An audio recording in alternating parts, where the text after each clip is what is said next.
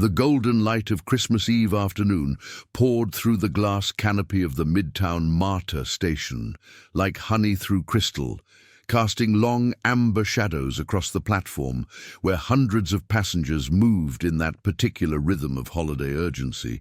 Shopping bags rustled against winter coats. Cell phones pressed to ears carried fragments of conversations about dinner times and gift exchanges, and the massive wreaths hanging from the steel beams swayed gently in the warm air, pushed up from the arriving trains below.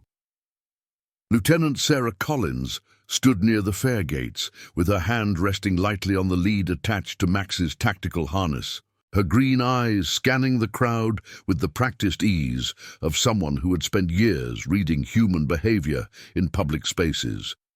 The Belgian Malinois sat perfectly still beside her, his alert brown eyes tracking movement with that preternatural focus that made him legendary within the Atlanta Police Department's K-9 unit. His ears rotated like satellite dishes, picking up sounds that human ears could never detect, processing the symphony of the station with a brain evolved over thousands of years for exactly this purpose. The temperature outside hovered in the mid-50s, warm for late December in Atlanta, and the station felt almost tropical, with the body heat of so many travelers packed into the space. Sarah had unzipped her patrol jacket halfway, revealing the dark blue uniform shirt beneath, with its silver lieutenant's bars catching glints of the afternoon sun. Her brown hair was pulled back in its regulation bun, tight and practical, a few strands having escaped during the 7 hours she and Max had already spent on their feet. This was their third consecutive day of holiday patrol assignment, part of the department's seasonal surge to provide visible security presence at major transit hubs. The MARTA system would move over 200,000 passengers today alone, and the Midtown station served as one of the primary arteries connecting the northern suburbs to downtown Atlanta. Every train that pulled in disgorged another wave of humanity, and every train that departed carried with it the hopes and anxieties of people trying to make it home before the evening celebrations began. Sarah checked her watch. 4:47 in the afternoon. The sun would set in less than an hour, and the character of the station would shift from the bright bustle of daytime travel to the more shadowed urgency of evening commuters racing against darkness. She had learned over the years that the transition period was often when things happened, when the changing light seemed to trigger something in the troubled minds that moved through these spaces. Max's body tensed almost imperceptibly beneath her hand. She felt it before she saw anything, that subtle shift in his musculature that told her his attention had locked onto something. His nose twitched, nostrils flaring as he processed scent molecules that were invisible to her, but as clear as neon signs to his remarkable olfactory system.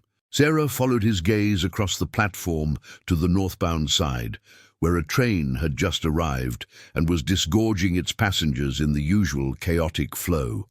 Among the stream of travelers, one man moved differently. He was maybe 50 years old, wearing a tan overcoat that looked expensive but somehow wrong on him, like a costume rather than a garment. His hair was grey at the temples, cut short in a style that suggested military or law enforcement background, and his face carried the kind of controlled blankness that Sarah had seen before in people who were working very hard to appear normal. In his arms, he carried a gift box wrapped in red paper with an elaborate golden bow, the kind of presentation that would normally make someone smile, but instead made Sarah's stomach clench. Max rose to his feet without being commanded, his body orienting toward the man like a compass needle finding north. A low sound emerged from his throat, not quite a growl, but something more fundamental, a vibration that Sarah felt through the lead more than heard. The man was walking toward the southbound platform, moving against the flow of passengers exiting the station. His pace was measured, almost mechanical, and he kept the gift box pressed against his chest in a way that seemed protective rather than casual. Sarah began moving before she had consciously decided to, her feet carrying her on an intercept course, while her radio hand moved toward her shoulder mic.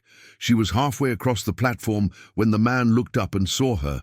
Their eyes met across 30 feet of crowded space, and in that instant, Sarah saw the recognition flash through his features. Not recognition of her specifically, but recognition of what she represented. His jaw tightened. His grip on the box shifted, and then he was moving, pivoting toward the southbound platform, where a train was just pulling in with a pneumatic hiss of brakes and doors. Max surged forward, and Sarah let out 6 feet of lead to give him room to work. The Belgian Malinois carved through the crowd like a furry torpedo, his training kicking in as he tracked the fleeing suspect while somehow avoiding the startled passengers who stumbled out of his path. Sarah ran behind him, her boots pounding on the concrete platform, her voice rising above the station noise. The man reached the train doors just as they opened, shoving past an elderly woman with a rolling suitcase and disappearing into the car. Max was 3 seconds behind him, then 2, then 1, and then the dog was through the doors with Sarah right on his heels. She heard the warning chime that preceded the door closure, felt the rubber edges brush against her shoulders as she squeezed through, and then she was inside the train car with Max and the suspect, and approximately 40 other passengers who had no idea their evening commute had just become something else entirely. The doors sealed behind her with a solid thunk. The train lurched into motion. Sarah's hand found her radio, even as her eyes tracked the suspect, who had retreated to the far end of the car and was now pressed against the door to the next section, his back against the glass, the gift box still clutched against his chest. Max had positioned himself between Sarah and the man, his body low and ready, waiting for the command that would send him across the car in a blur of teeth and determination. Sarah keyed her mic. "Dispatch, this is Unit 743. I'm in pursuit of a suspicious individual aboard a southbound train departing Midtown Station. Suspect is a white male, approximately 50 years of age, tan overcoat, carrying a package that triggered K-9 alert. Requesting backup at next station and notification to MARTA control to hold the train." The radio crackled with acknowledgement, but Sarah barely heard it. Her attention was focused entirely on the man at the end of the car, watching his hands, watching his eyes, watching for any indication of what he might do next.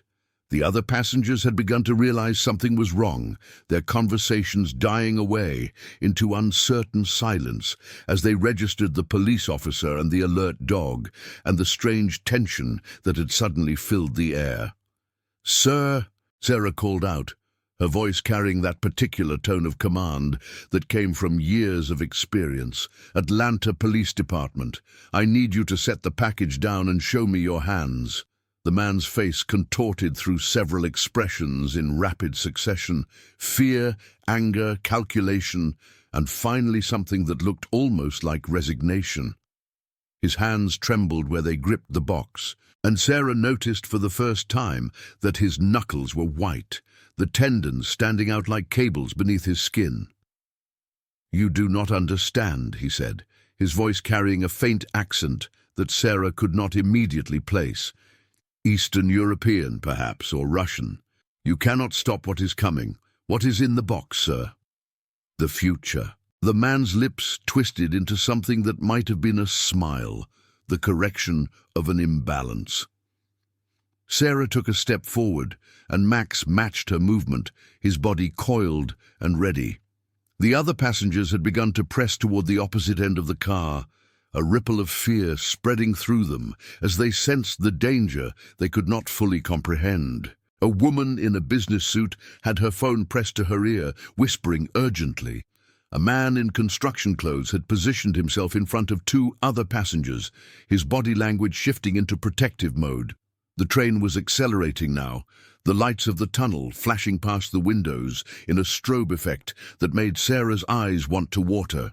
They would reach the Art Center station in approximately 3 minutes. and she needed to have this situation controlled before those doors opened and chaos could spread to the platform beyond. "Whatever you think you are doing," Sarah said, taking another careful step forward, "it does not have to end badly. Put down the box. Let us talk about this." "Talk." The man laughed, a harsh sound that echoed in the confined space. "I have been talking for 15 years, writing letters, filing complaints, begging for justice. And what has it gotten me? My family destroyed, my reputation ruined, my country stolen by criminals and liars." His hands moved on the box, and Sarah's entire body tensed. Max sensed it too. The dog's growl deepened, rising from that low vibration into something audible, something primal. The passengers nearest to them flinched at the sound, pressing further back against the walls and doors, as if trying to phase through the metal and glass to safety. "I understand you are angry," Sarah said, her voice steady despite the adrenaline flooding her system. "But there are people on this train who have nothing to do with whatever has been done to you. People with families. People who just want to get home for Christmas.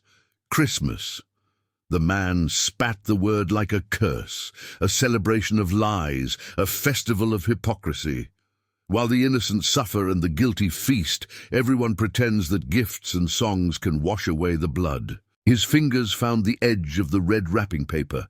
Sarah's hand moved to her weapon, but she did not draw it. Not yet.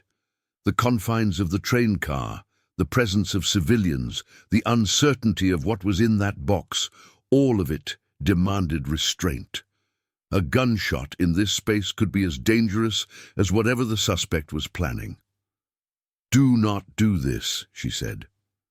The man looked at her, and for a moment, something human flickered in his eyes, something like regret, and then it was gone, replaced by that terrible resignation she had seen before. He tore the wrapping paper away from the box. Sarah shouted the command, and Max launched himself across the car like a missile, 75 pounds of muscle and determination, closing the distance in less than a second. The dog's jaws clamped down on the man's forearm just as the lid of the box fell away, and the force of the impact drove both of them back against the door to the next car. The box tumbled from the man's grip. Time seemed to slow as Sarah watched it fall.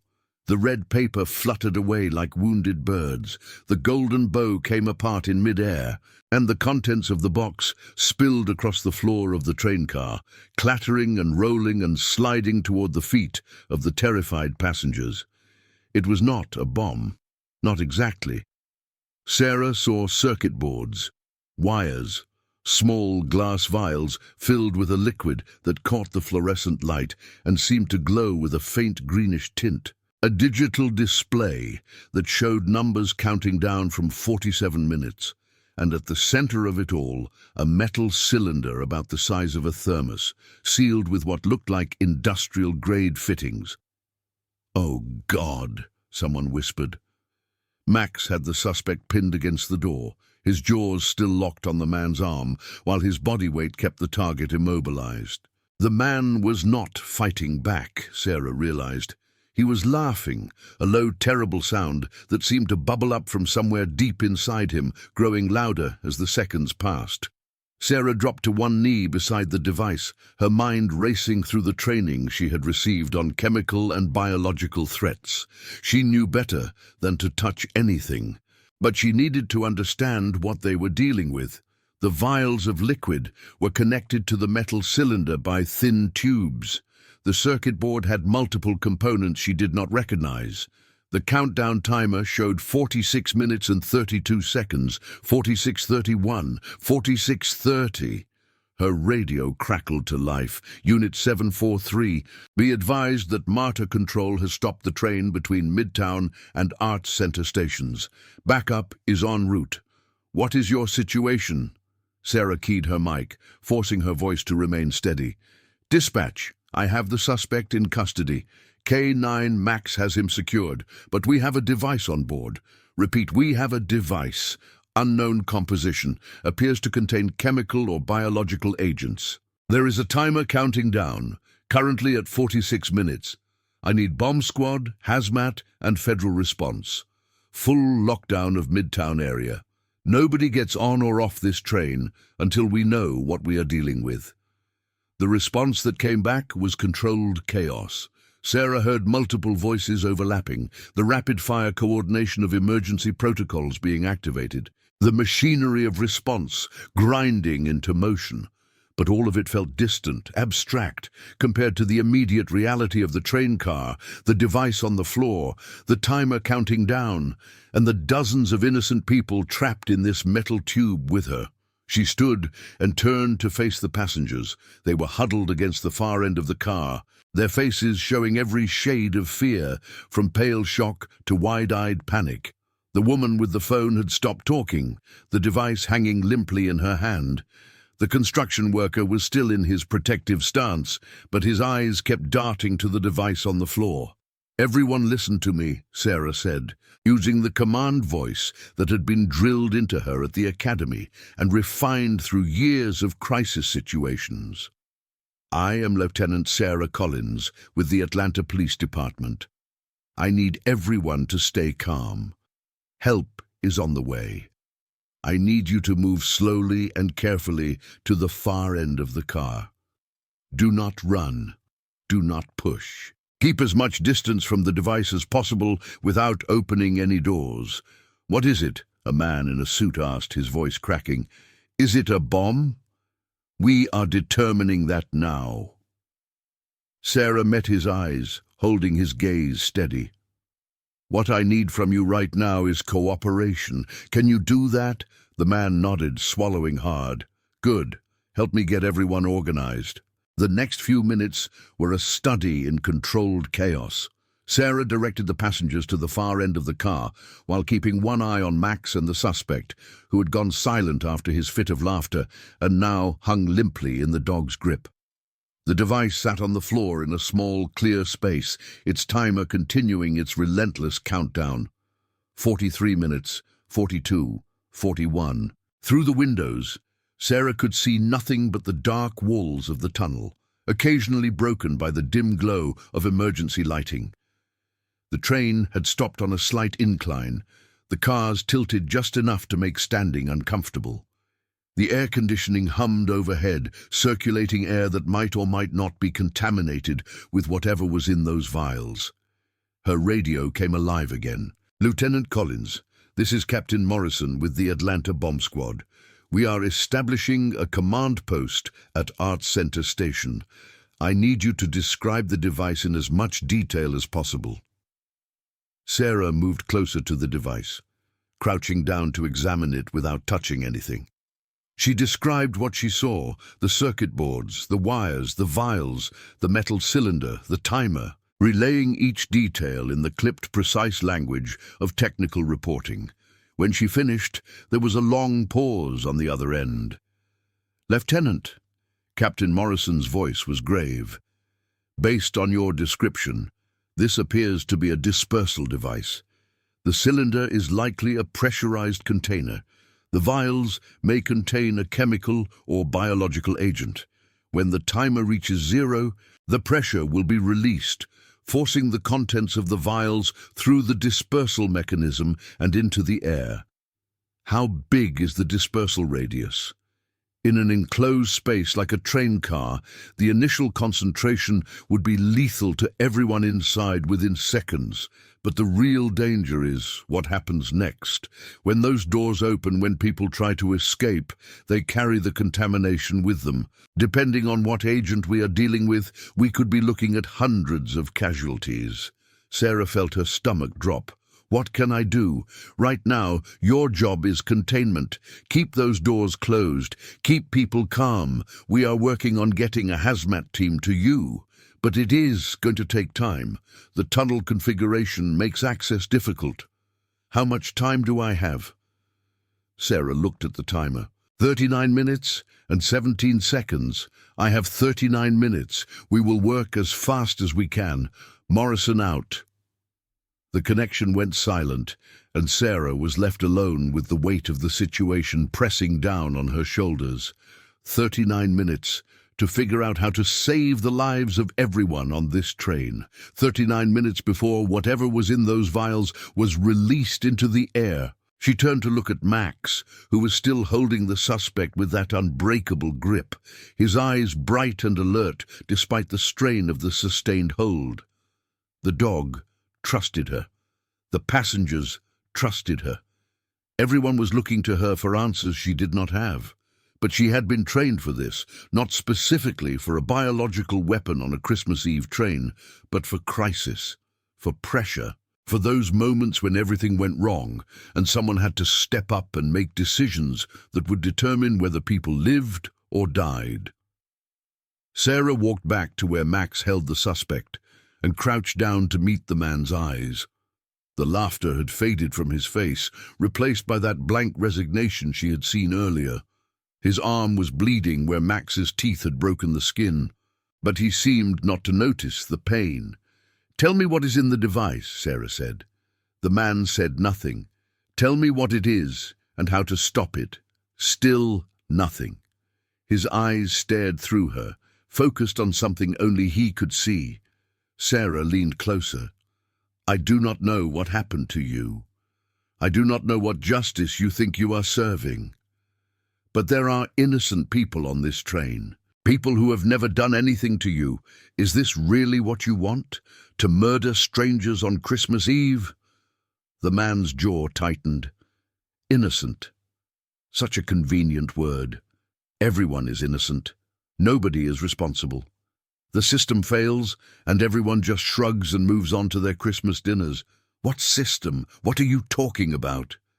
For a long moment, Sarah thought he would not answer. Then something seemed to break in him, some wall crumbling under the weight of whatever he had been carrying. "Novichok," he whispered. Sarah felt ice form in her veins. Novichok was a nerve agent, military grade, one of the most deadly substances ever created. "The nerve agent," she said, keeping her voice level despite the terror clawing at her insides. "Modified." The man's voice had taken on a detached, almost clinical tone. Enhanced persistence, improved dispersal characteristics. Developed by my government before they decided I knew too much. Before they killed my family and called it an accident. You are Russian. I was Russian. Now I am nothing, a ghost seeking justice. By killing Americans. The man's eyes focused on her for the first time. Sharp and bitter, by showing your government what they helped create, by demonstrating that the weapons they funded, the research they supported, can reach them anywhere, even here, even on Christmas Eve. Sarah's mind raced. This was bigger than a single disturbed individual. This was terrorism, political assassination techniques repurposed for mass murder, international implications that went far beyond her pay grade. But none of that mattered right now. What mattered was the timer counting down and the 43 people trapped in this train car who would die if she could not figure out how to stop it. "How do I disarm it?" The man smiled. "You do not. There has to be a way. The device is sealed. Any attempt to tamper with it will trigger immediate dispersal. The timer is merely a failsafe. It will release regardless." Sarah stared at him, searching for any indication that he was lying, that there was some hope he was not revealing. But his eyes held nothing but the hollow certainty of a man who had already accepted his own death. "You will die too," she said. "I know. All of these people. For what? For truth." The man's voice cracked slightly. "For someone to finally see what my country has become, what your country has helped it become." Sarah stood and stepped back, her mind working frantically. There had to be something. Some angle she was not seeing, some way to neutralize the threat or buy more time. She keyed her radio. "Captain Morrison, the device contains a modified Novichok agent. The suspect claims it cannot be disarmed. Any tampering will trigger immediate release." The silence on the other end stretched for what felt like an eternity. When Morrison finally spoke, his voice was grim. "Novichok, Jesus, that changes everything. I am getting CDC and FBI involved. We need to expand the evacuation zone. Lieutenant, I have to be honest with you. At this point, our priority has to shift to containment. Sarah felt the words hit her like a physical blow. Containment meant sacrifice. Containment meant accepting that the people on this train might be expendable. No, she said. Lieutenant, I understand how you feel, but we have to look at the bigger picture. If that agent gets into the ventilation system, if it spreads to the street level, we are talking about thousands of casualties. I'm not going to let these people die. You might not have a choice. Sarah looked at the faces of the passengers huddled at the far end of the car. She saw fear and hope and desperate trust. They were counting on her. They believed she could save them. Give me time, she said into the radio. Just give me time to try. Lieutenant, Morrison began. Please. Another long pause, then a sigh. You have until the timer hits 10 minutes. After that, I am sealing this tunnel and implementing full containment protocols. I am sorry. The connection went dead. Sarah lowered her hand from her radio and closed her eyes for a moment, centering herself. 34 minutes. She had 34 minutes, minus the 10-minute buffer Morrison had given her, which meant 24 minutes to find a solution that the suspect claimed did not exist. She opened her eyes and found Max watching her. The dog had not moved from his position, still holding the suspect's arm with that unwavering grip, but his eyes were on her face, reading her, trusting her. Good boy, she said softly. You stay right there. Max's tail twitched once in acknowledgement. Sarah walked back toward the device, studying it with fresh eyes. The suspect had said any tampering would trigger immediate release. But what did that mean exactly? How did the device detect tampering?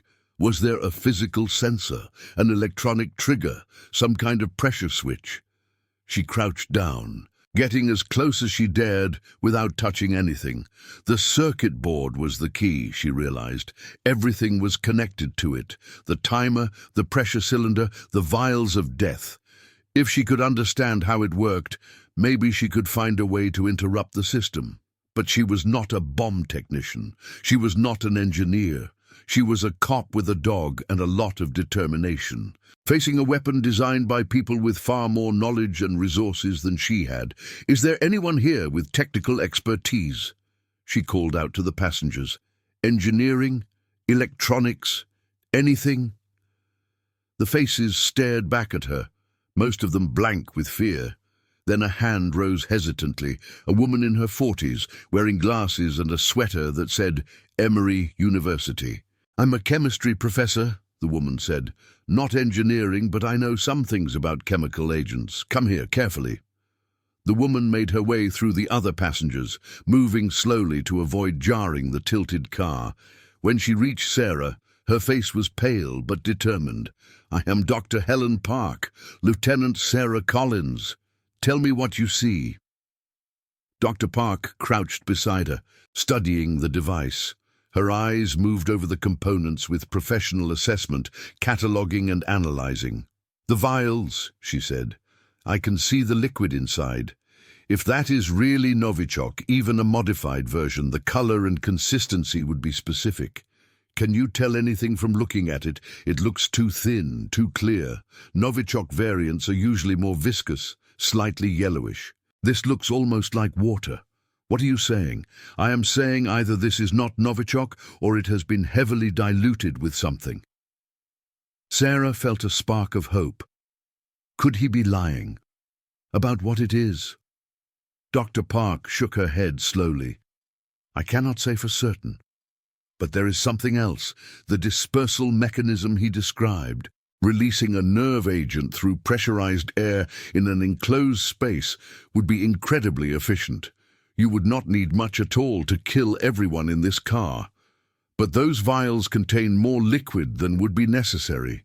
Much more. What does that mean? It could mean a lot of things. Maybe he wanted redundancy. Maybe the modification requires more volume.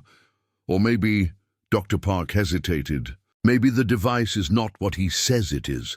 Sarah turned to look at the suspect, who had been listening to their conversation with his head tilted to one side. His expression had changed, she realized. The resignation was still there, but something else had crept in around the edges, something that looked almost like uncertainty. She stood and walked back to him. "You are lying," she said. "About the agent, about the device. Something does not add up." The man's jaw tightened. "You know nothing, then explain it to me, because my chemistry expert over there says the math does not work. If you really had Novichok in those vials, you would not need that much of it. So what is really going on here?" For a long moment the man said nothing. His eyes flickered between Sarah and Dr. Park and the device on the floor. Max maintained his grip, patient and unmoving, a furry statue of enforcement. Then the man laughed. It was different from before, not the manic sound of victory, but something more bitter, more broken. "You are clever," he said, "cleverer than they expected." "Who is they?" "The people who gave me this mission. The people who told me I would be striking a blow for justice." The man's voice cracked. "The people who lied to me." Sarah felt the situation shifting beneath her feet like tectonic plates. "Talk to me. Tell me what is really happening." The story came out in fragments, broken pieces of a life that had been systematically destroyed. The man's name was Viktor Petrov. He had been a research scientist at a government laboratory in Russia, working on chemical weapons detection systems. When he discovered that his research was being used to develop rather than defend against such weapons, he had tried to blow the whistle. His wife died in a car accident that was not an accident. His daughter disappeared one night and was never found. His colleagues stopped speaking to him. His career was destroyed.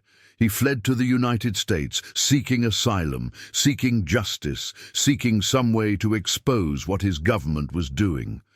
But he found only bureaucracy and disbelief. His documents were dismissed as forgeries. His testimony was questioned and discredited. The intelligence agencies, who should have welcomed his information, treated him as a potential Russian spy instead of a defector. And then, 3 months ago, a man approached him.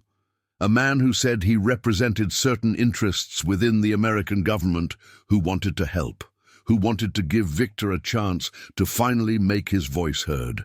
"They gave me the device," Victor said. "They told me it contained Novichok.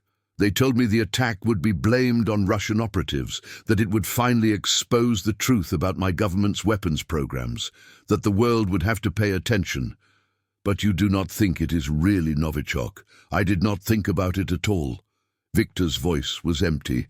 "I was so desperate for justice that I did not ask questions. I just did what they said." Sarah's mind was racing. If Victor's story was true, then this was not a Russian terrorist attack. This was something else entirely, a false flag operation, someone using a desperate, broken man as a weapon. "Who gave you the device? Who was the man who approached you?" "I do not know his real name. He called himself Smith. He spoke perfect English, but sometimes his accent slipped. He was not American. What accent did he have when it slipped?" Victor thought about it. Middle Eastern, maybe, or South Asian. I could never be certain. Sarah pulled out her phone and opened the camera. "I am going to show you some pictures. Tell me if any of them look like the man you met." She scrolled through the FBI's most wanted list, showing Victor face after face. He shook his head at each one until she reached a photograph near the end of the list. "That is him," Victor said. "That is Smith." Sarah stared at the face on her screen.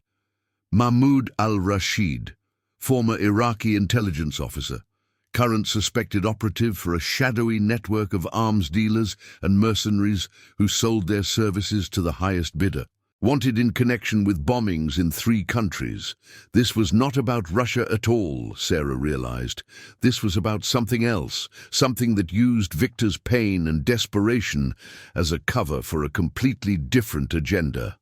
"Dr. Park," Sarah called out, "if this is not Novichok, what else could it be?"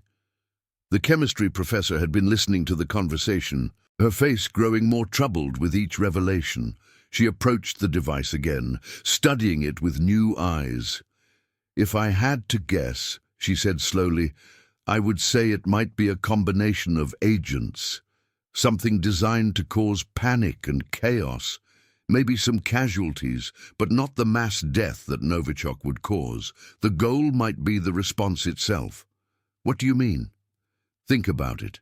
If authorities believe there is a Novichok attack in progress, they will lock down the entire city. Evacuations, road closures, massive deployment of emergency services. It would be the perfect distraction for something else happening somewhere else." Sarah felt cold clarity settling over her. A distraction. This whole thing, Victor, the device, the Christmas Eve timing, it was all a distraction. She keyed her radio. "Captain Morrison, I need you to listen carefully. I have new intelligence suggesting this may be a diversionary attack. The device may not contain what we thought, but the goal might be to draw resources away from another target." "What are you talking about?" Sarah explained quickly, relaying Victor's story and Dr. Park's analysis.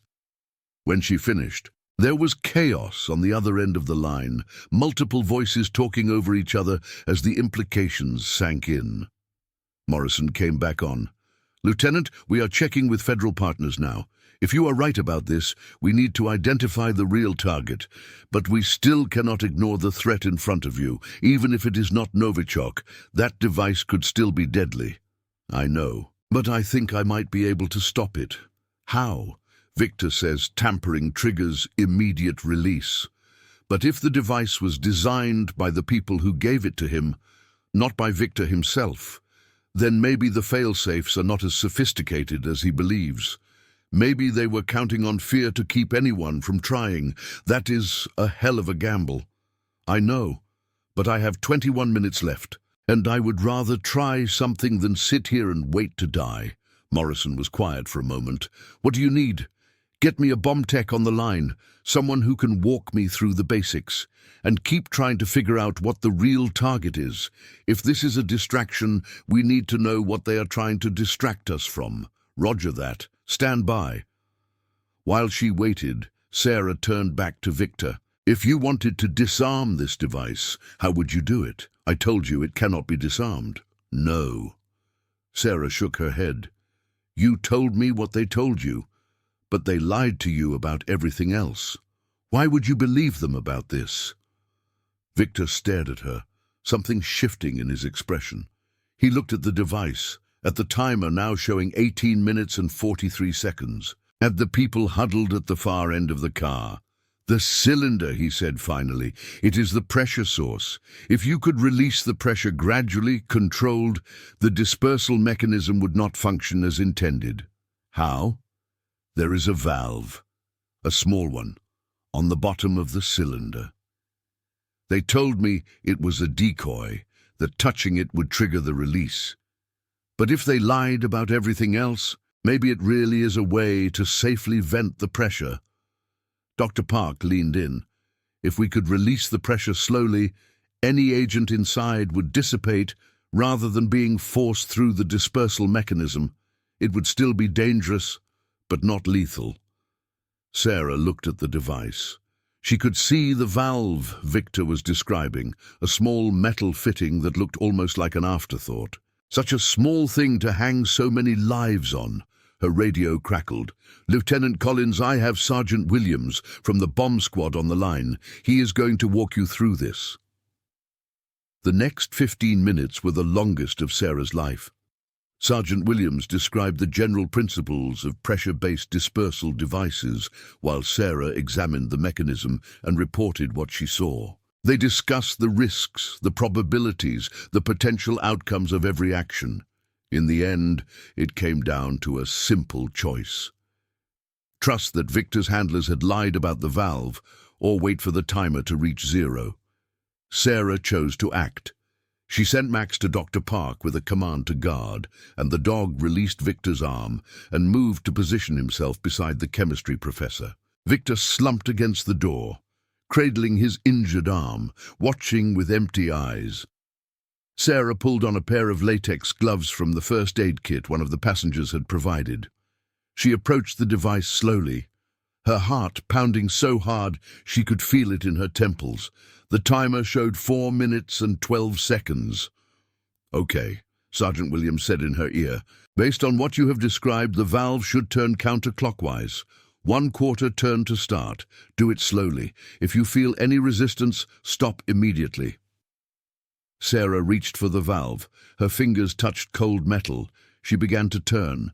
There was a soft hiss like air escaping from a tire. Sarah froze, waiting for death, waiting for the chemical burn in her lungs, the seizures, the darkness. Nothing came. "She's still breathing," Dr. Park reported. "The air smells normal. Keep going," Williams said. Another 1/4 turn. Sarah turned the valve further. The hissing continued, soft and steady. The timer kept counting down. 3 minutes, 2.5. With each 1/4 turn, more pressure escaped from the cylinder. Sarah could feel the vibration in the metal diminishing, the potential energy bleeding away into the air of the train car. The liquid in the vials did not move, held in place by surface tension now that there was no force to push it through the dispersal mechanism. The timer reached 0. Nothing happened. The device sat on the floor, inert and harmless, its deadly purpose defeated by a combination of luck, intelligence, and courage. Sarah sat back on her heels, her hands shaking, sweat running down her face despite the cool air of the train car. "It is over," she said into her radio. "The device is neutralized. We need hazmat to verify, but I think we are safe." The response was immediate chaos, relief and congratulations, and urgent instructions all tumbling over each other. But Sarah barely heard any of it. She was looking at the passengers, who were crying and hugging each other, their fear transforming into joy as they realized they were going to live. She was looking at Dr. Park, who was scratching Max behind the ears with trembling hands, while the dog sat patiently, accepting her gratitude with his usual dignity.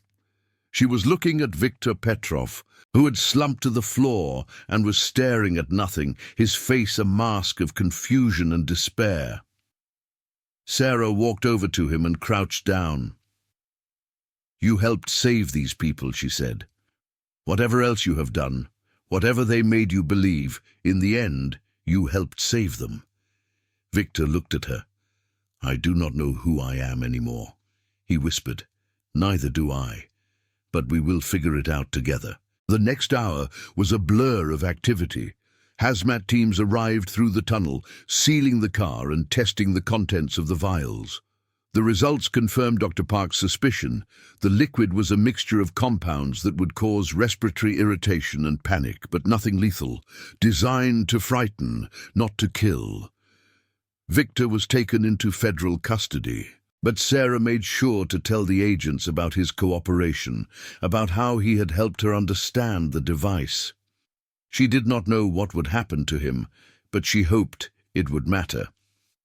The passengers were evacuated through the tunnel, emerging into a Christmas Eve that had transformed around them while they were trapped underground. News crews had set up at every station. Police cars and ambulances lined the streets. The Midtown area was locked down, thousands of people displaced from their homes and businesses. But the real action was happening elsewhere. While Sarah had been fighting to save the people on the train, federal agents had been racing to identify the true target of the attack. Following leads from Victor's information about Smith, they had traced a pattern of communications and financial transactions that pointed to a single location: Hartsfield-Jackson Atlanta International Airport. A team of operatives had been planning to exploit the chaos of the false flag attack to smuggle something through airport security, something that the distraction of a chemical attack on the MARTA system would have allowed them to move without scrutiny. The FBI intercepted them at the international terminal, taking down 4 men and recovering a briefcase containing detailed specifications for a next-generation missile defense system. The kind of information that foreign governments would pay hundreds of millions of dollars to obtain. Sarah learned all of this in fragments over the following days, as the full scope of the conspiracy became clear. The men who had approached Victor were not working for any government. They were mercenaries, selling their services to the highest bidder, using a desperate man's pain as a tool to achieve their own ends. The intelligence they were trying to steal had been developed at a defense contractor in Atlanta. The Christmas Eve timing had been chosen specifically because it would stretch emergency services to their limit and create maximum confusion. The MARTA attack was supposed to be the perfect distraction. Instead, it became the thread that unraveled everything. On Christmas morning, Sarah sat in her apartment with Max curled at her feet, watching the news coverage of the arrests and the political fallout. The mayor was giving a press conference, praising the rapid response of law enforcement and the bravery of the officers involved. Sarah's name was mentioned several times. So was Max's. The Belgian Malinois lifted his head at the sound of his name on the television, his ears perking up with interest. Sarah reached down and scratched behind them, feeling the warmth of his fur beneath her fingers. "Good boy," she said. "You earned your Christmas dinner." Her phone buzzed with a text message from Captain Morrison. "The department wants to give you a commendation. Ceremony next week. Bring the dog." Sarah smiled and set the phone aside. Outside her window, the Atlanta skyline gleamed in the winter sunlight, the skyscrapers catching the pale December rays and throwing them back in brilliant reflections. The city had been through a crisis, but it had survived. The people had survived. That was what mattered. She thought about Viktor Petrov, sitting in a federal detention facility somewhere, facing charges that would likely keep him locked up for years.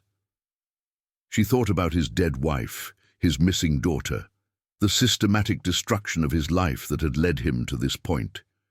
He was a monster, in a way. He had been willing to kill innocent people for his idea of justice, but he was also a victim, manipulated by people far more sophisticated and ruthless than himself, used as a weapon and then discarded. The men who had really planned this attack were still out there, still operating in the shadows. The 4 who had been arrested at the airport were just foot soldiers. The war was not over. It had barely begun. Sarah's phone buzzed again. This time, it was a message from Dr. Helen Park. "Thank you for saving our lives. Merry Christmas, Lieutenant Collins." She typed back a quick reply, then set the phone aside and closed her eyes. Max shifted at her feet, his weight settling more firmly against her legs. The apartment was quiet. The only sounds, the soft hum of the refrigerator and the distant murmur of traffic from the street below. For this moment, at least, the world was at peace, but Sarah knew it would not last. It never did. Tomorrow there would be new threats, new dangers, new chances for evil to rear its head. That was the nature of the work she had chosen, the endless struggle against chaos and destruction. She opened her eyes and looked down at Max, who was watching her with that patient, knowing expression that seemed to see right through her. "Ready for tomorrow?" she asked. Max's tail thumped once against the floor. "Yeah," Sarah smiled. "Me too." The sun continued its slow arc across the winter sky, casting long shadows through her windows. Somewhere in the city, church bells were ringing, calling the faithful to Christmas services. Families were gathering around tables laden with food. People who had been strangers yesterday were embracing today, bonded by their shared survival. And in her quiet apartment, a woman and her dog rested, gathering strength for whatever challenges lay ahead. The world was broken in countless ways, fractured by hatred and greed, and the endless capacity of humans to hurt one another.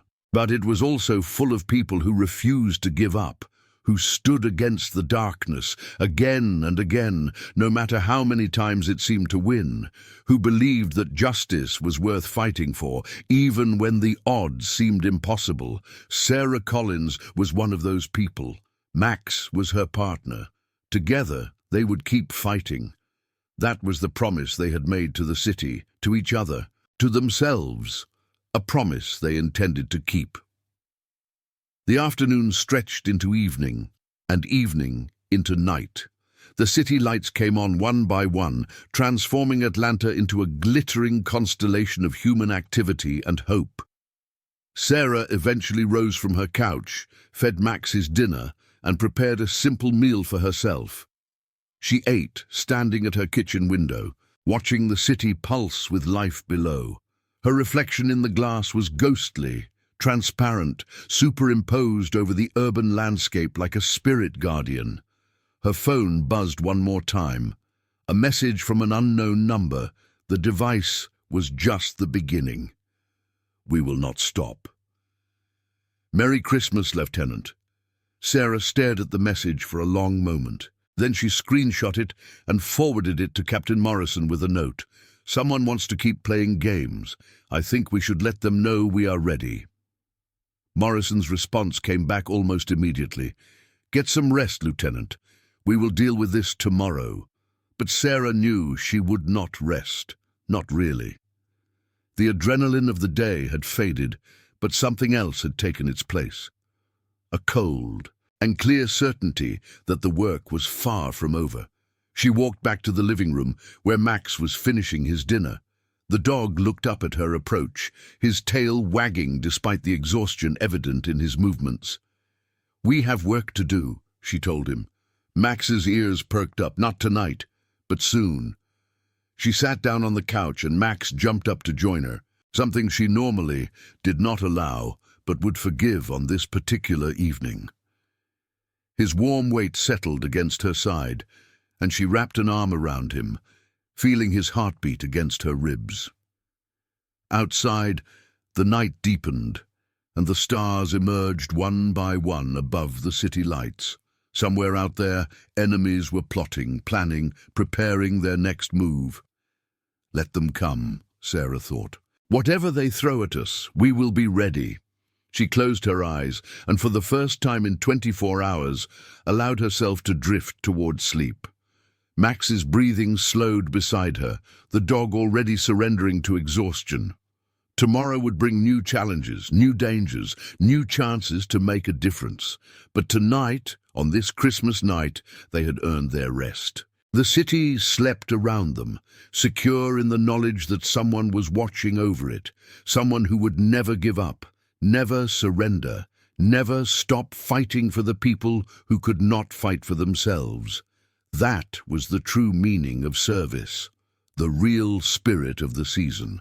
And as the night wrapped Atlanta in its dark embrace, Sarah Collins and her faithful partner kept their silent vigil, ready to answer the call whenever it came, for justice, for truth, for the innocent, always.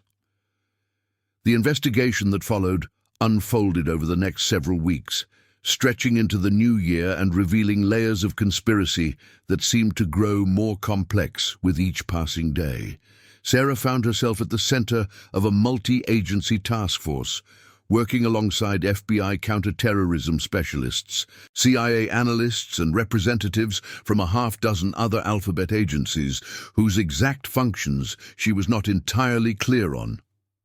Viktor Petrov proved to be a goldmine of information once he started talking. His handlers had been careful, but not careful enough. Small details, he remembered, the make of a car, the brand of a watch, an overheard phone conversation, all of it added up to a picture of a sophisticated operation that had been years in the making. The network that had recruited him called itself Phoenix. Not for any philosophical reason, but because its members specialized in resurrecting operations that other intelligence agencies had abandoned. Failed plots, burned agents, compromised networks. Phoenix bought them up at discount prices and found ways to make them work. The Atlanta operation had been purchased from a defunct Russian intelligence cell, the same people who had originally destroyed Victor's life. When the Russians decided he was too damaged to be useful, Phoenix had picked him up and given him a new purpose, a terrible purpose, but one that filled the void left by everything he had lost. Sarah spent hours in interrogation rooms with Victor, not as his accuser, but as something closer to a confessor. He told her about his wife, Elena, who had loved gardening and terrible romantic comedies. He told her about his daughter, Katya, who had wanted to be a veterinarian. He told her about the life he had lived before everything was taken from him, and the hollow existence that had followed. By the end, Sarah found herself feeling something she had not expected. Not sympathy exactly, but understanding. Victor had done terrible things, had been willing to do even more terrible things, but he had been broken first. Shattered into pieces by forces he could not fight, and then reshaped into a weapon by people who saw his pain as just another resource to exploit. It did not excuse what he had done, but it helped explain it. The Phoenix network, meanwhile, proved to be far more extensive than anyone had initially realized. The 4 men arrested at the airport were just the tip of the iceberg. As investigators followed the money and the communications, they uncovered cells in a dozen countries, operations spanning multiple continents, and a client list that read like a who's who of hostile foreign powers. Sarah was not involved in most of this work. Her role was focused on the Atlanta end of things, on understanding how the operation had been planned and executed, on identifying any local assets who might still be in play. But she followed the larger investigation with keen interest, watching as the pieces came together into a picture of almost terrifying scope. Phoenix had been operating for over a decade, hidden in the shadows of the intelligence world, like a parasite feeding on the failures of others.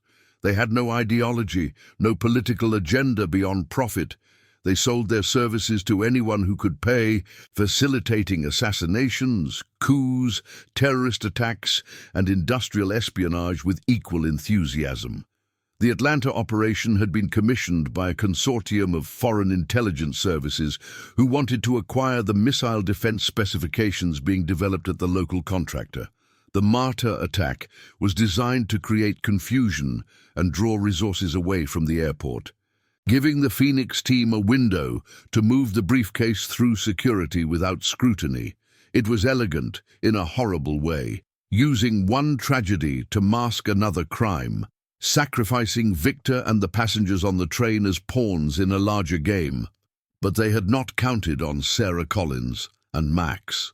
The investigation continued through January and into February, with new arrests and revelations coming almost daily. Sarah found herself giving testimony to congressional committees, meeting with national security advisors, and fielding calls from journalists who wanted to tell the story of the Christmas Eve attack. She declined most of the interview requests. The work spoke for itself. She did not need to be a celebrity. But there was one thing she could not decline: the commendation ceremony that Captain Morrison had mentioned in his text message.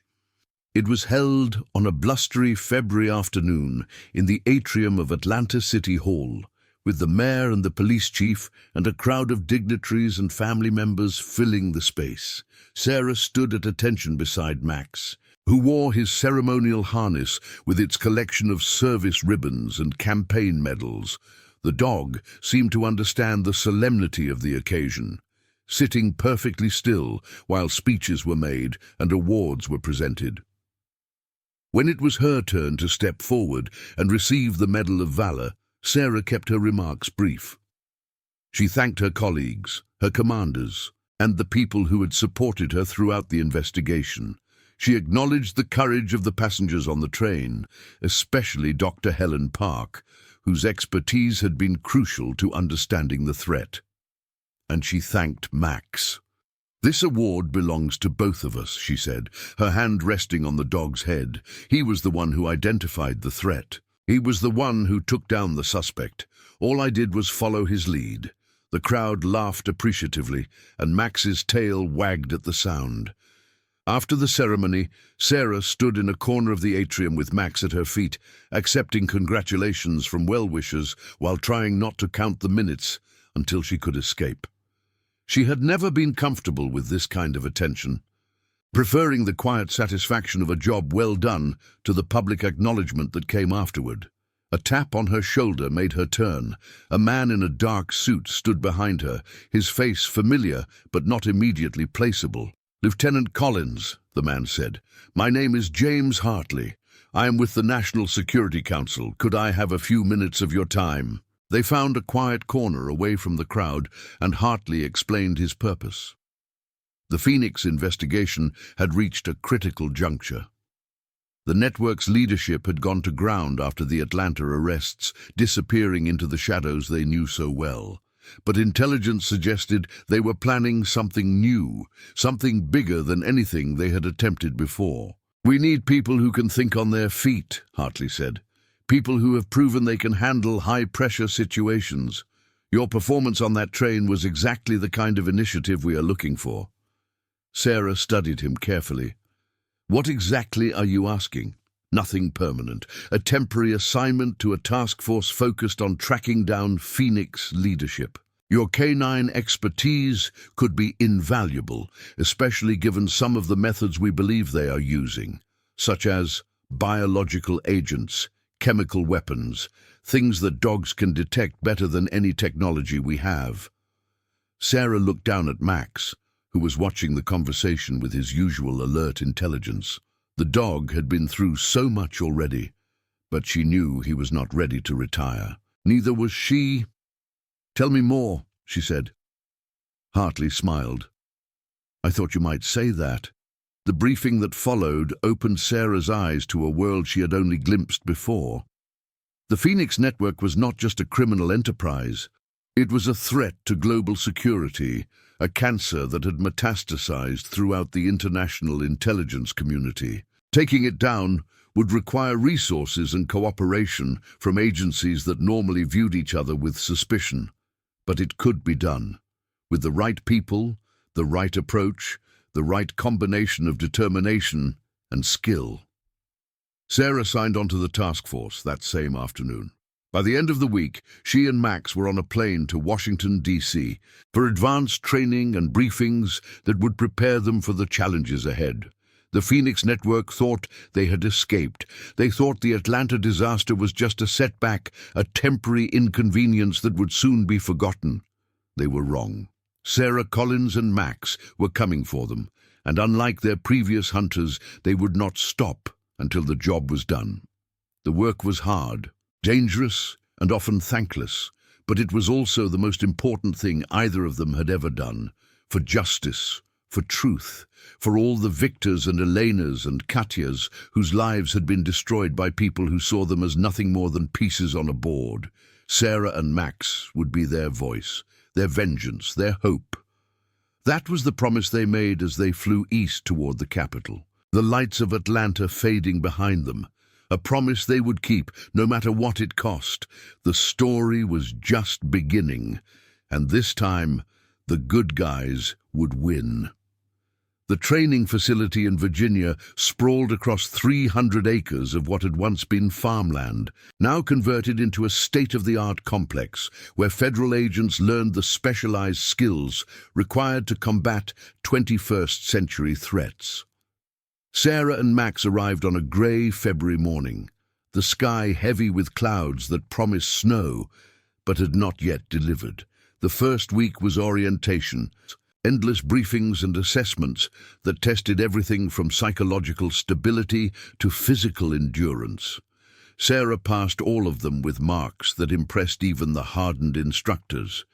Max, for his part, demonstrated capabilities that had the K-9 training staff rearranging their entire curriculum. But it was the second week that revealed the true nature of what they had signed up for. The Phoenix Network, Sarah learned, had roots that went back decades. It had begun as a collection of disgraced intelligence officers from various countries, people who had been burned, betrayed, or simply grown disillusioned with the agencies they served. They had found each other through the underground networks that existed beneath the surface of the legitimate intelligence world, and they had built something new.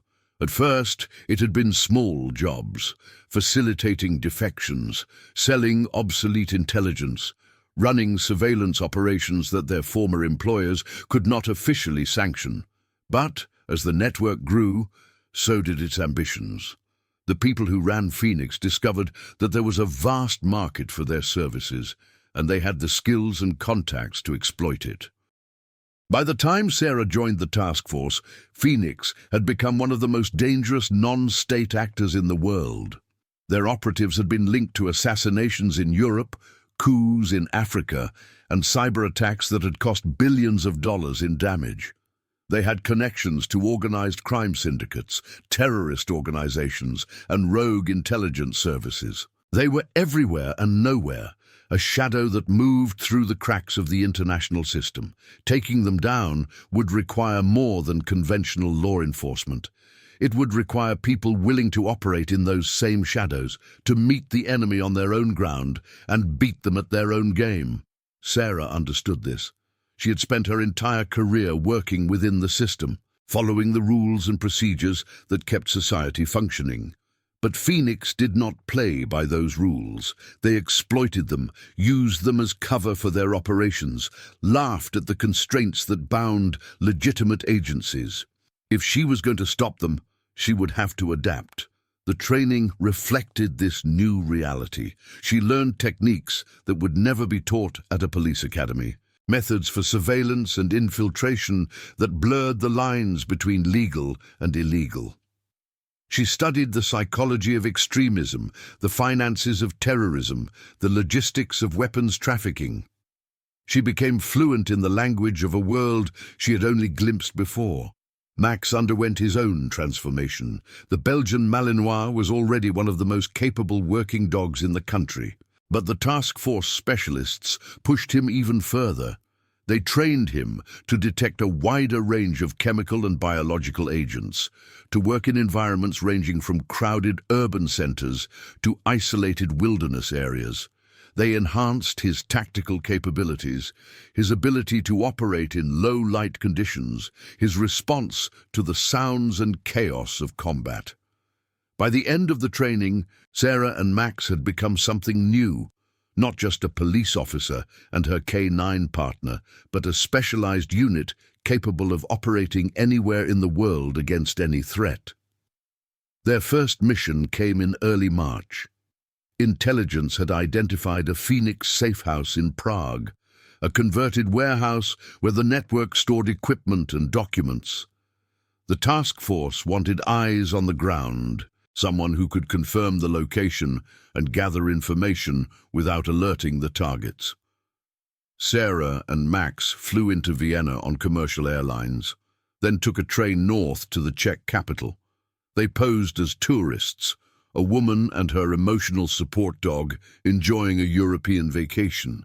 It was not a difficult cover to maintain. Prague was beautiful, its medieval architecture and cobblestone streets providing a stark contrast to the brutal modernity of their mission. The safe house was located in an industrial district on the outskirts of the city, surrounded by abandoned factories and overgrown lots. Sarah conducted surveillance from a rented car, using equipment that looked like a standard laptop, but was actually a sophisticated sensor array capable of detecting movement, body heat, and electronic emissions. Over 3 days, she mapped the patterns of activity at the warehouse. Guards rotated in 12-hour shifts, vehicles came and went at irregular intervals, delivery trucks arrived at night and departed before dawn. Everything suggested a significant operation, much larger than initial intelligence had indicated. On the 4th day, Max alerted to something. They were conducting a routine pass of the perimeter when the dog's body suddenly tensed. His nose lifted to the air, nostrils flaring as he processed whatever scent had triggered his response. Sarah watched him carefully, reading the subtle signals that told her what he was detecting. This was not explosives, not drugs. This was something else, something from his enhanced training. She guided him closer to the warehouse, keeping to the shadows of the surrounding buildings. Max's alertness increased with each step, his body practically vibrating with the intensity of his focus. When they reached a ventilation shaft that protruded from the side of the building, He sat down and stared at it with unwavering attention. The signal for biological agents. Sarah's blood ran cold. She had hoped the Phoenix Network's interest in such weapons was theoretical, a capability they were developing rather than one they had already deployed. But Max's response left no room for doubt. There was something inside that warehouse, something dangerous enough to trigger a dog trained to detect the deadliest substances known to humanity. She reported her findings to the task force command, and the response was immediate. A team was dispatched from the nearest military base, specialists in hazmat and biological warfare who could secure the site and neutralize whatever threat existed inside. Sarah's role shifted from surveillance to coordination, guiding the response team through the maze of industrial buildings to their target. The raid happened at 3 in the morning, a precisely choreographed operation that swept through the warehouse in minutes. The guards were neutralized without casualties. The documents and equipment were secured, and in a hidden basement beneath the main floor, the team discovered what Max had detected. Rows of refrigerated containers, each one filled with vials of modified pathogens, anthrax, smallpox, plague, and several agents that the scientists could not immediately identify. Enough biological weapons to kill millions of people if properly deployed. The discovery made international headlines, though the Phoenix connection was kept classified. The official story spoke of a terrorist cell, intercepted before they could carry out their plans, a successful collaboration between Czech and American intelligence agencies. Sarah's name never appeared in any of the reports. That was fine with her. The work was what mattered, not the credit. The Prague operation led to others. A Phoenix financial cell in Singapore where billions of dollars in illicit funds were frozen.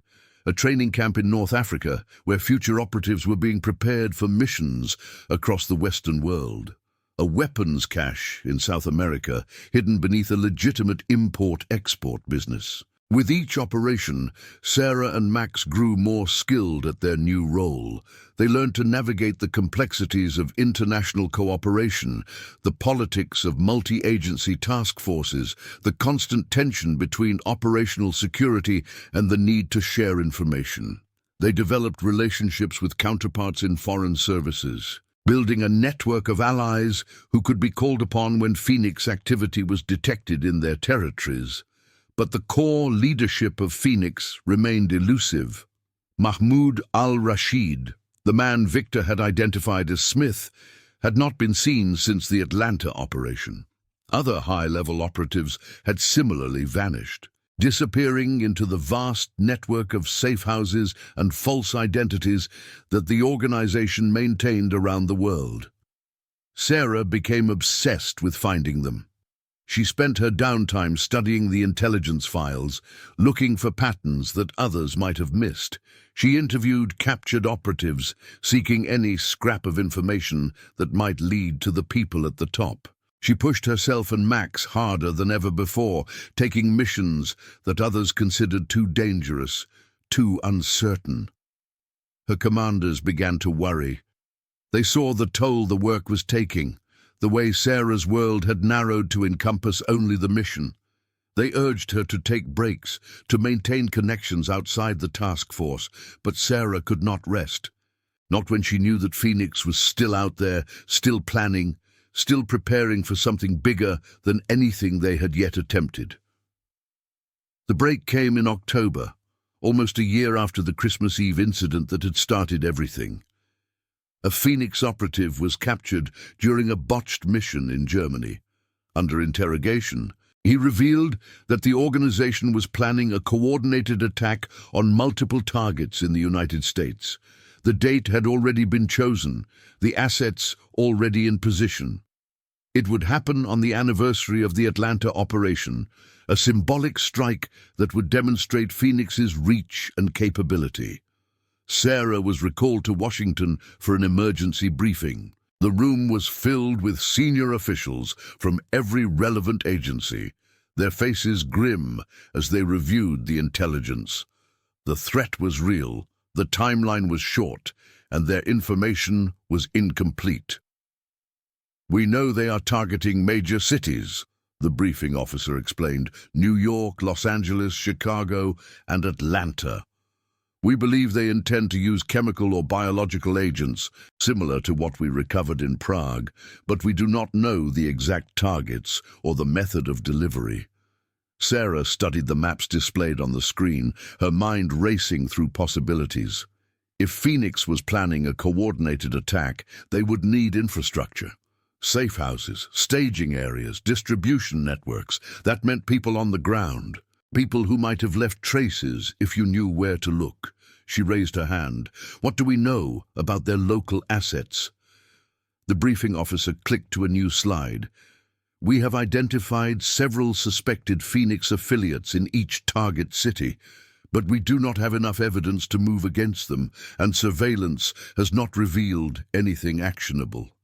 "Then we need better surveillance. Lieutenant Collins, surveillance requires resources that are currently stretched thin by the overall response." Sarah shook her head. "Not electronic surveillance, physical surveillance, boots on the ground, people who can get close enough to see what the cameras miss." The room fell silent as the implications of her suggestions sank in. She was proposing something that would put agents directly in harm's way, close to targets who would not hesitate to kill if they suspected they were being watched. The task force commander, a veteran CIA officer named Harrison, leaned forward. "What exactly are you suggesting, Lieutenant?" "I'm suggesting that we use every asset we have, including K-9 units." She gestured toward Max, who sat at her feet. "Dogs can detect chemical and biological agents from a distance. They can track suspects through crowds without being noticed. And they can provide early warning if an attack is imminent. You want to put K-9 teams in harm's way. I want to stop this attack, and I am willing to take that risk myself." Harrison studied her for a long moment. Then he nodded slowly. "Develop a plan. Present it to me by tomorrow morning. If it is sound, we will implement it." Sarah worked through the night, drawing on everything she had learned over the past year. The plan she developed was ambitious but achievable, deploying K-9 teams to each target city with specific instructions to focus on the suspected Phoenix affiliates. The dogs would provide early warning of any chemical or biological threats, while their handlers would maintain close surveillance on the targets. It was dangerous. It was unconventional, but it was their best chance of stopping an attack that could kill thousands. Harrison approved the plan the next morning, and implementation began immediately. K-9 teams were pulled from police departments across the country, their handlers briefed on the threat and the protocols they would follow. Sarah took personal command of the Atlanta team, returning to the city where everything had begun with Max at her side. The next 2 weeks were a blur of activity. Sarah coordinated with local law enforcement, federal agencies, and private security firms. She established surveillance positions near the homes and businesses of suspected Phoenix affiliates. She ran drills with the K-9 teams, ensuring they could respond effectively if a threat was detected. And she waited. The anniversary approached with agonizing slowness. Each day brought new intelligence reports, new assessments, new reasons to believe that the attack was coming. But Phoenix remained hidden, their operatives moving through the shadows like ghosts. On December 23rd, 2 days before the anniversary, Max alerted during a routine patrol near the Midtown MARTA station. The same station where everything had begun a year ago. Sarah followed the dog's lead, allowing him to track whatever scent had triggered his response. He moved through the afternoon crowds with purpose, weaving between shoppers and commuters until he reached a nondescript delivery van parked in an alley behind a row of restaurants. The van's engine was running, its windows were tinted, and Max was sitting in front of it, staring at the rear doors with an intensity that Sarah had learned to recognize. She called for backup, then took position behind a dumpster that provided cover while maintaining a view of the van. Her hand rested on her weapon, her eyes fixed on the vehicle, her mind running through tactical scenarios. The rear doors of the van opened. A man emerged, carrying a large container that looked like an industrial cooler. He was followed by a second man, similarly burdened. Neither of them seemed aware of Sarah's presence, their attention focused on the containers they were carrying. "Atlanta Police!" Sarah shouted. "Set down the containers and show me your hands!" The men froze for an instant. Then they moved. The first man dropped his container and reached for something at his waist. Sarah fired twice, center mass, and he went down. The second man turned to run, but Max was already moving, a blur of fur and muscle that closed the distance in seconds. The dog's jaws clamped onto the man's leg, bringing him down in a screaming heap. Sarah secured both suspects, then turned her attention to the containers. The first one had cracked when it hit the ground, and a clear liquid was seeping through the damaged plastic. Max was alerting from 10 feet away, his entire body rigid with the intensity of his response. "This is Unit 743, Sarah called into her radio. "I have 2 suspects in custody at my location. I have containers that appear to contain hazardous materials. I need hazmat and bomb squad immediately.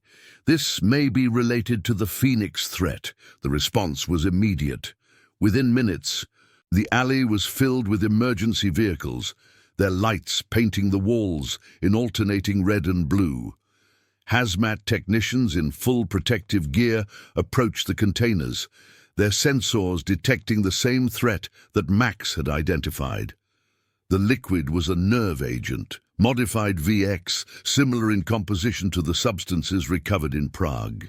Enough to contaminate multiple city blocks if properly dispersed. The suspects were Phoenix operatives, as Sarah had suspected. Under interrogation, they revealed that similar teams had been positioned in each of the target cities, all scheduled to deploy their payloads on Christmas Eve.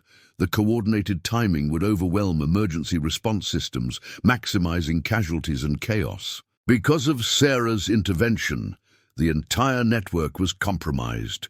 Federal agents in New York, Los Angeles, and Chicago moved against their own local cells, recovering additional containers of the nerve agent and arresting dozens of operatives. The Phoenix attack was stopped before it could begin. But the threat was not eliminated. The organization's leadership was still at large, and intelligence suggested they were already planning their next move. Sarah stood in the alley as the scene was processed around her, Max sitting at her feet. She was exhausted, physically and emotionally drained by the events of the past year. But she also felt something else, a sense of purpose that had become the center of her existence. Phoenix had to be stopped. Not just their operations, but the organization itself, the people who had built it, who ran it, who profited from the suffering they caused. They had to be found, exposed, and brought to justice. Sarah had made a promise, to herself, to Victor, to all the victims whose lives had been destroyed by this network of shadows. She would keep that promise, no matter how long it took or what it cost. She looked down at Max, who met her gaze with those intelligent brown eyes that seemed to understand everything she was feeling. "Ready for the next one?" she asked. Max's tail wagged once. "Yeah," Sarah smiled grimly. "Me too." The hunt continued. But now the hunters had the advantage.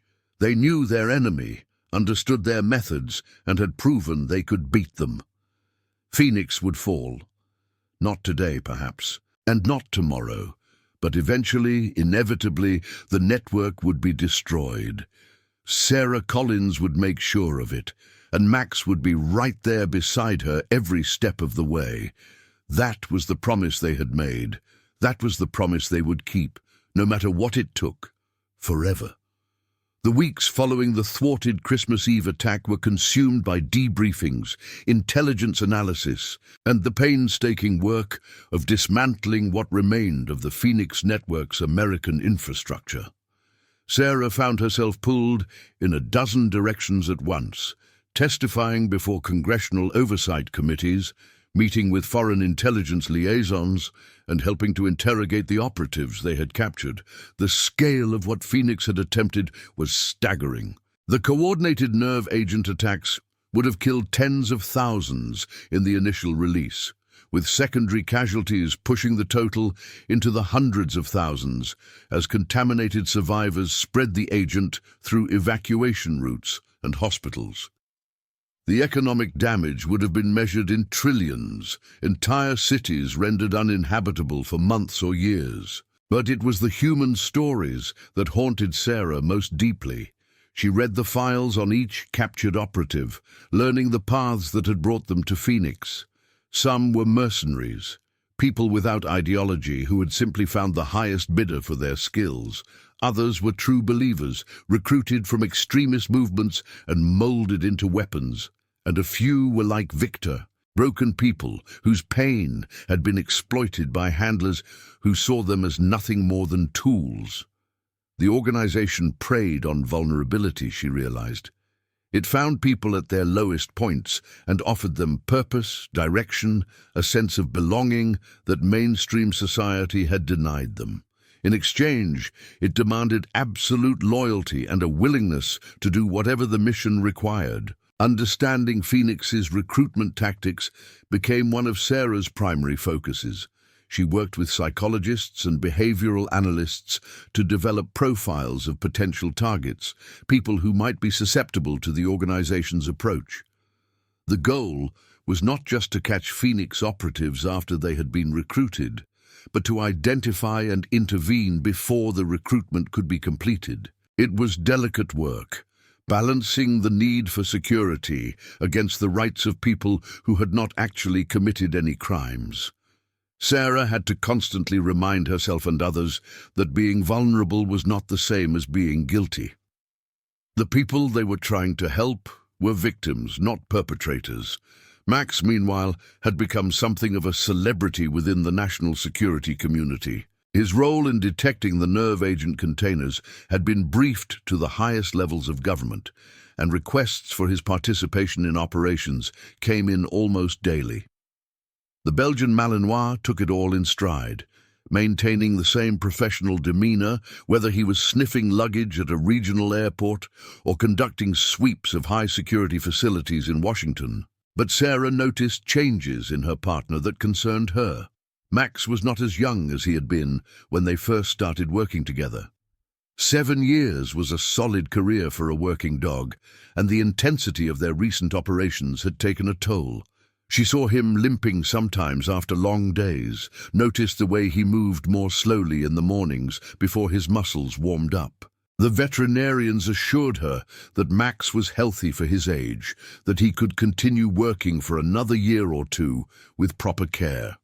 But Sarah began thinking about what would come next for both of them. The task force work was important, but it was not sustainable.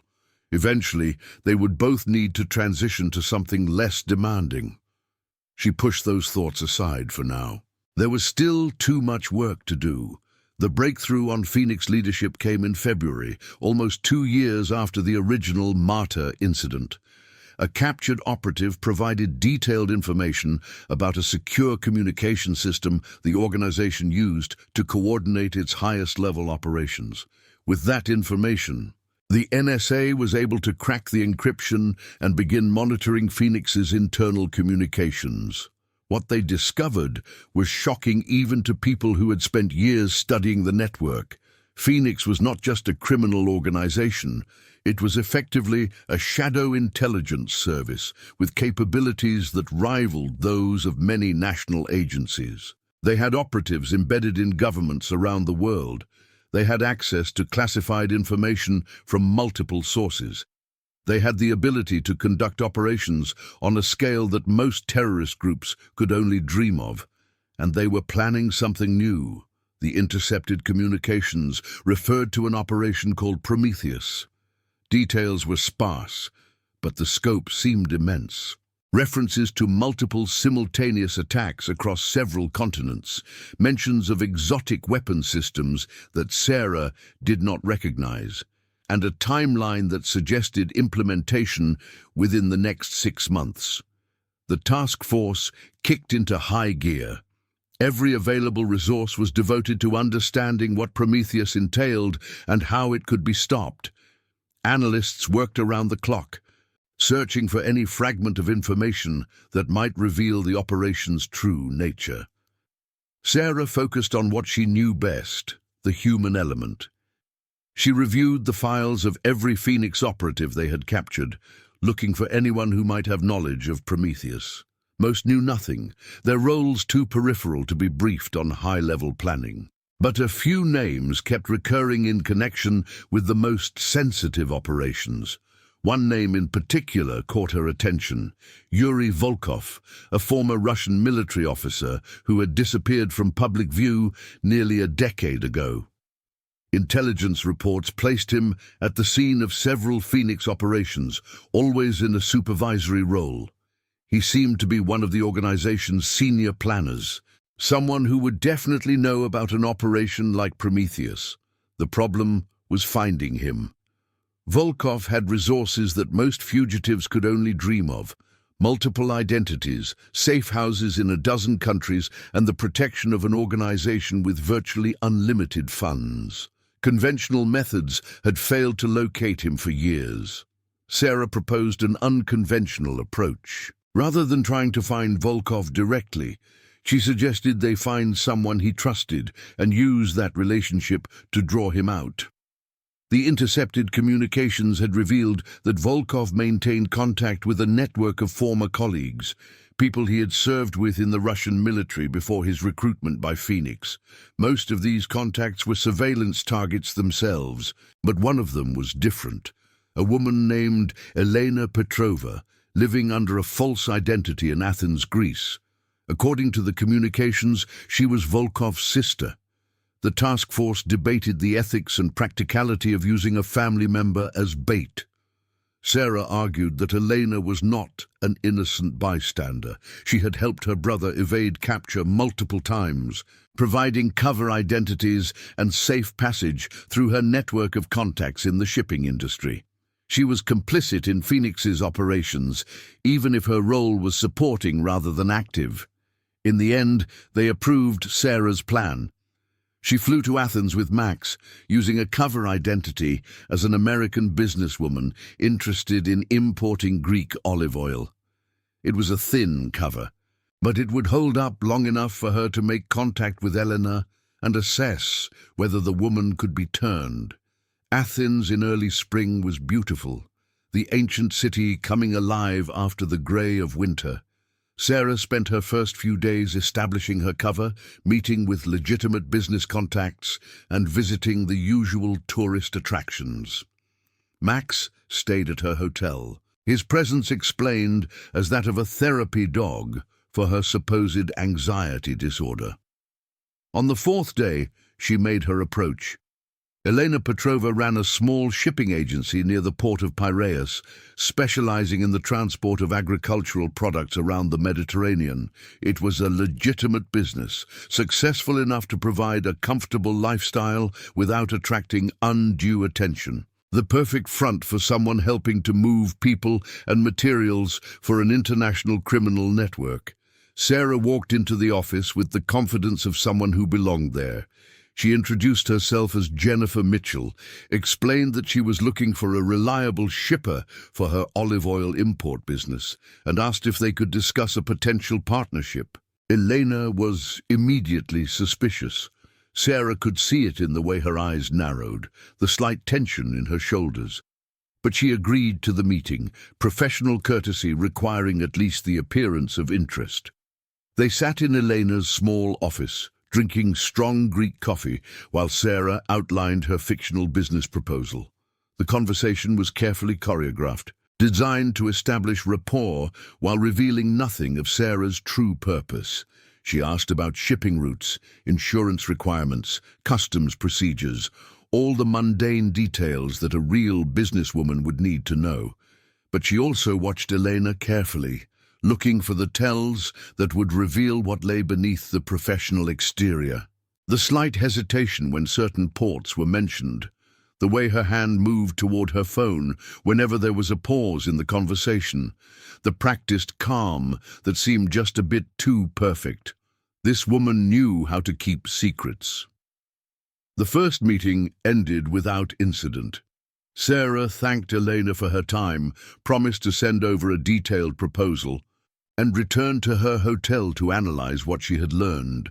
The shipping agency was definitely being used as a cover for something, but confirming the connection to Phoenix would require more direct evidence. Over the next 2 weeks, Sarah built her relationship with Elena through a series of increasingly personal meetings. They moved from business discussions to casual dinners, from professional courtesy to something approaching friendship. Sarah shared carefully constructed stories about her background, her family, her struggles to build a business in a male-dominated industry. Elena, in turn, began to open up. She spoke about her childhood in Russia, her difficult relationship with her father, her decision to leave her homeland and start fresh in Greece. She never mentioned her brother by name, but there were references to family obligations that weighed heavily on her, responsibilities she could not escape no matter how far she ran. Sarah listened, sympathized, and waited for the right moment. It came on a rainy evening in late March. They were sitting in a small taverna near the waterfront, the kind of place tourists never found, sharing a bottle of Retsina and watching the fishing boats bob in the harbor. Elena was more relaxed than Sarah had ever seen her. The wine had loosened her tongue, and she was talking about her mother, who had died years ago but still appeared in her dreams. There was a vulnerability in her voice that Sarah had not heard before. "I know who you really are," Sarah said quietly. Elena's expression did not change, but Sarah saw the subtle signs of fear beneath the calm. "What do you mean?" "I know about your brother. I know what he does. And I know that you have been helping him." The silence stretched between them, filled only by the sound of rain on the windows and the distant clanking of boat hulls against the dock. Finally, Elena spoke. "Who sent you?" "The United States government. But that is not why I am here." Elena laughed, a bitter sound without humor. "Of course it is. You want my brother. Everyone wants my brother. I want to stop what Phoenix is planning." Sarah leaned forward, holding Elena's gaze. "I have seen what they do. I have seen the lives they destroy, and I know that you have seen it too. That is why you help him from a distance. Why you do not get directly involved, because you know what they are capable of. You do not know anything about me. I know you send money to a women's shelter in St. Petersburg every month. I know you funded a scholarship program for refugee children. I know you spend your free time volunteering at a clinic that serves migrants." Sarah paused, letting the words sink in. "That is not the profile of someone who believes in what Phoenix is doing." Elena looked away, staring out at the rain-streaked window. "He is my brother," she said softly. "My only family. I cannot betray him. I am not asking you to betray him. I am asking you to help me stop him from making a mistake that will kill thousands of people, maybe millions. Millions." Sarah told her about Prometheus. Not everything, the details were still classified, but enough to convey the scale of what Phoenix was planning. She watched Elena's face as the reality sank in, saw the horror and disbelief give way to something deeper. "He would not," Elena whispered. "He would not be part of something like that. He already is. The question is whether you are going to help me stop it, or whether you are going to stand aside and let it happen." The decision took 3 days. Sarah spent them waiting in her hotel room, unable to push any harder without risking the entire operation. She ran scenarios in her head, contingency plans for every possible outcome. She took Max for long walks along the waterfront, letting the dog's calm presence steady her nerves. On the morning of the fourth day, Elena called. "I will help you," she said, "but I have conditions." The conditions were reasonable. Elena wanted protection for herself and for a network of people she had helped over the years, refugees and dissidents who would be at risk if her betrayal was discovered. She wanted assurance that her brother would not be killed, that he would have the opportunity to surrender peacefully if the operation allowed. And she wanted Sarah's personal promise that the information she provided would be used only to stop Prometheus, not to launch broader attacks on Phoenix infrastructure that might harm innocent people. Sarah agreed to all of it. Some of the promises were beyond her authority to make, but she would find a way to keep them. That was the price of what Elena was offering. What Elena offered was everything. Yuri Volkov was not just a senior Phoenix planner. He was one of the organization's founding members, present at its creation and instrumental in building it into what it had become. He knew the location of every major asset, the identity of every key operative, and the details of every significant operation Phoenix had conducted in the past decade, including Prometheus. The operation, Elena revealed, was scheduled to begin in exactly 4 months. It would involve simultaneous attacks on infrastructure targets in 12 countries, using a combination of cyber weapons, conventional explosives, and chemical agents. The goal was not mass casualties, but systemic disruption. Power grids, financial networks, communication systems, all of it would be hit in a coordinated wave that would bring modern civilization to its knees. Phoenix believed the chaos would reshape the global order. Sarah transmitted the intelligence to Washington. The task force expanded to include every nation. The operation launched weeks later. Sarah led her team into Montenegro. Max detected the weapons. Prometheus died that night. Raids across 12 countries dismantled the network. Sarah returned to Atlanta, training the next generation of K-9 teams. Max settled into retirement. She thought about Victor, about all the passengers from that train, and she thought about Max, her partner. The dog lifted his head, sensing her. "Good boy," Sarah whispered. The night was quiet. Tonight, they had earned their rest. Always.